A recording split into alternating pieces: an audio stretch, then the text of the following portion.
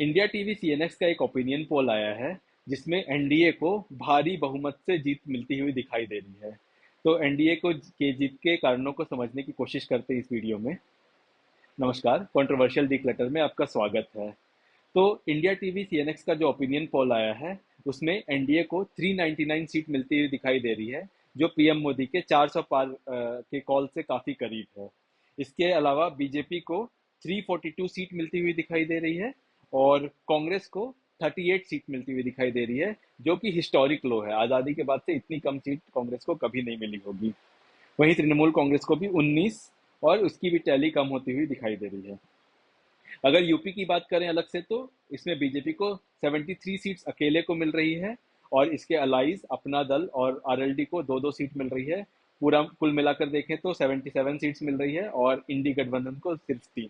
UP में लोकसभा की 80 सीटें हैं। तो ऐसा भाजपा क्या कर रही है जिसके कारण से उनको इतनी अच्छी विजय मिल पा रही है? तो इसके मुख्य तौर पर 5 कारण लगते हैं। पहला कारण है प्रधानमंत्री मोदी और बीजेपी का पिछले 10 सालों में काम। समाज का कोई भी ऐसा तबका नहीं होगा जो पिछले 10 साल में पीएम मोदी के काम से प्रभावित नहीं हुआ होगा। अगर गरीब तबके की बात करें तो 80 करोड़ लोगों को मुफ्त अनाज, इसके अलावा उज्ज्वला योजना, स्वच्छ भारत योजना, पीएम आवास योजना, हर घर जल योजना और इन सब योजनाओं का लाभ गरीबों को डायरेक्टली मिला है। इसके अलावा भी कई योजनाएं हैं जैसे सौभाग्य योजना, रेडी वालों को मुफ्त बिना गारंटी के लोन इत्यादि। और इस तरह की अनगिनत योजनाएं हैं जिसमें बिना किसी बिचौलिए के गरीबों को सीधा सीधा लाभ पहुंचा है और ये भारत की इतिहास में पहली बार हो रहा है। अगर मध्यम वर्ग को देखें तो मध्यम वर्ग में जो रेलवे इंफ्रास्ट्रक्चर बना है पिछले 10 साल में, रोड इंफ्रास्ट्रक्चर बना है, हाईवेज जिस तरह के बने हैं, डिजिटल इंफ्रास्ट्रक्चर जिस तरह का बना है, जो कि मिडिल क्लास ने कभी उम्मीद भी नहीं की थी और उनको पिछले 10 साल में ये कंसिस्टेंटली मिलता जा रहा है। इसके अलावा मेट्रोज देख लें, उड़ान स्कीम देख लें जो कि मिडिल क्लास को के टीयर 2 सिटीज को भी कनेक्ट करता है और इस तरह की कई स्कीमें हैं जिसने मिडिल क्लास को फायदा पहुंचाया है। और हायर क्लास को देख लें तो जिस तरह से शेयर मार्केट का ग्रोथ हुआ है, इंडस्ट्रीज जिस तरह से पिछले 10 साल में बढ़ी है, जिस तरह से मैन्युफैक्चरिंग बढ़ी है, हम ये कह सकते हैं कि अमीर तबके के लोगों को भी फायदा हुआ है। तो ओवरऑल कोई भी ऐसा सेक्शन नहीं है समाज का जो छूटा रह गया है और इस भारत की ग्रोथ स्टोरी में सब लोग पीएम मोदी के साथ बढ़े हैं और इसका एक बहुत बड़ा फायदा पीएम मोदी को और बीजेपी को मिल रहा है। अब इसके अलावा दूसरा जो कारण दिखता है वो है तैयारी। अभी 2024 में जो चुनाव हो रही है इसकी तैयारी बीजेपी 2022 या उससे भी पहले से कर रही है। 2022 की बात बताता हूँ। उसमें बीजेपी ने एक सर्वे कराया था सारे जिलों की और इसमें उसमें से वो सीटें आइडेंटिफाई की गई थी जिसमें बीजेपी ने पिछले 10 साल से हर बार चुनाव जीता है। दूसरे नंबर पर उन सीटों को रखा गया था जिसमें बीजेपी ने सिर्फ एक बार चुनाव जीता है पिछले 10 साल में। और तीसरी उन सीटों को रखा गया है जिसमें बीजेपी ने एक बार भी चुनाव नहीं जीता है या जीत कर चुनाव हार गई हो हाल के चुनावों में। तो और इन तरह की सीटों के क्लासिफिकेशन के बाद सेंट्रल लीडरशिप से जो भी भाजपा के दिग्गज नेता हैं उन लोगों को ये कंस्टिट्यूएंसीज अलॉट की गई ताकि उनके रेगुलर विजिट हो सके और भाजपा के सेंट्रल लीडरशिप वहाँ के बूथ वर्कर के साथ अपना कम्युनिकेशन स्टैब्लिश कर सके। और इस तरह का ग्राउंड लेवल का जो काम है ये तैयारी दिखाता है बीजेपी को कितना फायदा मिल सकता है इस चुनाव में। अभी आपने देखा होगा 2023 में जो 3 राज्यों में चुनाव हुए, राजस्थान, मध्य प्रदेश और छत्तीसगढ़, उन तीनों राज्यों में ऐसा प्रेडिक्शन था कि भाजपा हार जाएगी। पर इस काम का आप महत्व देखिए कि तीनों के तीनों राज्यों में भाजपा ने जीत गया। ये होता है ग्राउंड वर्कर्स के काम करने का तरीका और ग्राउंड पे काम करने का फायदा। पीएम मोदी और अमित शाह इस चीज को बखूबी जानते हैं और इसलिए इन चुनाव की तैयारी 2 साल से कर रहे हैं और इसका भी फायदा बीजेपी को जरूर मिलेगा।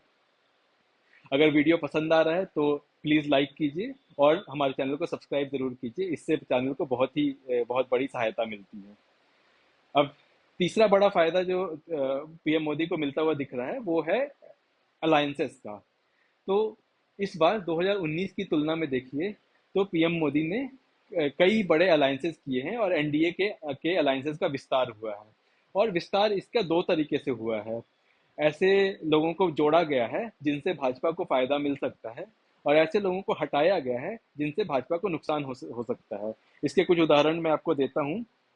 जैसे उत्तर प्रदेश में आरएलडी और अपना दल के साथ गठबंधन किया, बिहार में जेडीयू को गठबंधन में वापस लिया, शिवसेना और एनसीपी से महाराष्ट्र में गठबंधन किया, तमिलनाडु में पीएमके से गठबंधन किया, और टीडीपी और पवन कल्याण की पार्टी से गठबंधन किया है आंध्र प्रदेश में, जहां पे बीजेपी का कोई बड़ा जनाधार नहीं है।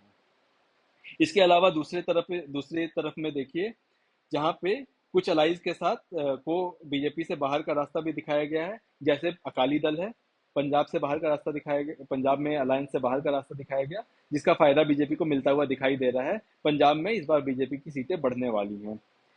इसके अलावा जेजेपी को निकाला हरियाणा से, और हरियाणा में भी आपको इसका असर होता हुआ दिखाई देगा, और बीजेपी की सीटें यहाँ भी बढ़ेंगी।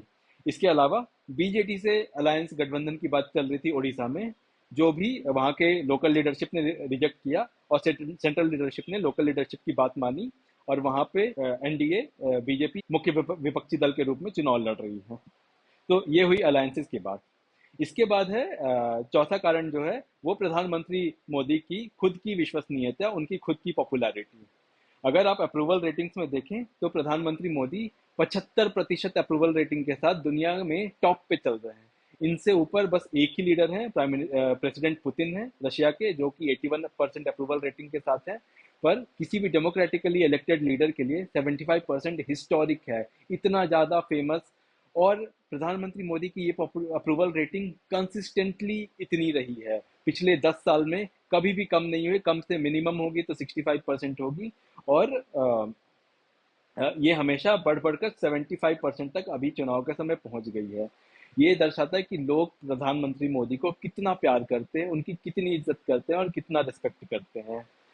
और इसका उदाहरण हम चुनावों में भी देख सकते हैं। 2019 की बात करते हैं तो 2019 के पहले 3 राज्यों में चुनाव हुआ था, राजस्थान, मध्य प्रदेश, छत्तीसगढ़। तीनों में बीजेपी ने चुनाव हारा था, और वोट परसेंटेज भी बीजेपी के काफी कम थे।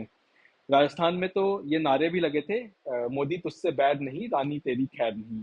तो लोकल एंटी इनकम्बेंसी थी, पर लोग ये बोल रहे थे फिर भी कि प्रधानमंत्री मोदी आपको पसंद करते हैं हम। और लोकसभा का में उसका परिणाम देख सकते हैं, 2019 की बात कर रहा हूँ। इन तीनों राज्यों में बीजेपी ने सारे के सारे सीट जीते, और इनका परफॉर्मेंस बहुत अच्छा रहा। और वोट परसेंटेज के मामले में प्रधानमंत्री मोदी का अपना वोट 10 से 15% ज्यादा हो जाता है। पीएम मोदी की पॉपुलैरिटी इतना वोट परसेंट अकेले के दम पे ऐड कर लेती है। लोग तो ये भी कहते हैं कि प्रधानमंत्री मोदी ने चुनावों को इतना पोलराइज कर दिया है कि या तो आप प्रधानमंत्री मोदी के लिए वोट दे रहे हैं, या आप उनके विरोध में वोट दे रहे हैं, तीसरा कोई ऑप्शन नहीं है। और कैंडिडेट्स मैटर नहीं करते हैं। बीजेपी वाले ऐसा करते हैं कि अगर आप किसी पत्थर को भी खड़ा कर दोगे वहां पर तो भी जीतेंगे, क्योंकि पीएम मोदी का नाम है। और ये प्रधानमंत्री मोदी की पॉपुलैरिटी के लिए बहुत कुछ बोलता है। और पांचवा सबसे बड़ा कारण है जीतने का, वीक अपोजिशन। तो प्रधानमंत्री मोदी और एनडीए का मुख्य अपोजिशन अभी है इंडी गठबंधन, जिसका मुख्य रूप से घोषित एम ये था कि बीजेपी के अगेंस्ट हर सीट पर एक कैंडिडेट खड़ा होना चाहिए, और इस तरह से उन्हें ऐसा लगता था कि वो एनडीए और बीजेपी को हरा सकते हैं। हालांकि इंडी गठबंधन कॉन्ट्रडिक्शन से भरा हुआ है, और वो बिना किसी प्रधानमंत्री के फेस के चुनाव में जा रहे हैं। तो पीएम मोदी के सामने बिना किसी फेस के जाना एक ऐसे भी एक बहुत रिस्की स्ट्रैटेजी है। इसके अलावा जो जो अलायंस है वो कॉन्ट्रडिक्शन से भरा हुआ है, जिसका मैं आपको कुछ उदाहरण देता हूँ। वेस्ट बंगाल में तृणमूल कांग्रेस और कांग्रेस दोनों इस अलायंस का पार्ट है, पर दोनों एक दूसरे के अगेंस्ट चुनाव लड़ रहे हैं। दोनों ने प्रत्याशियों को उतारा है। इसके अलावा पंजाब में देख लीजिए, आम आदमी और कांग्रेस दोनों इस अलायंस का पार्ट है। दिल्ली में अलायंस है दोनों में, और पंजाब में अलायंस नहीं है, दोनों अलग अलग चुनाव लड़ रहे हैं। सीपीआई और कांग्रेस केरला में, सीपीआई ने यहाँ इनफैक्ट यहाँ पर राहुल गांधी के अगेंस्ट भी अपना कैंडिडेट खड़ा किया है केरला में। तो इस तरह के कॉन्ट्रडिक्शंस के साथ आप एनडीए जैसे फोर्स को आप नहीं हरा सकते, और ये इंडी गठबंधन की वीकनेस को दिखाता है। और ये एक मेजर कारण है जिसके कारण एनडीए इतना अच्छा परफॉर्म कर पा रही है। तो आज की वीडियो में रखते हैं बस इतना ही। आशा करता हूँ आपको वीडियो पसंद आया होगा। नमस्कार।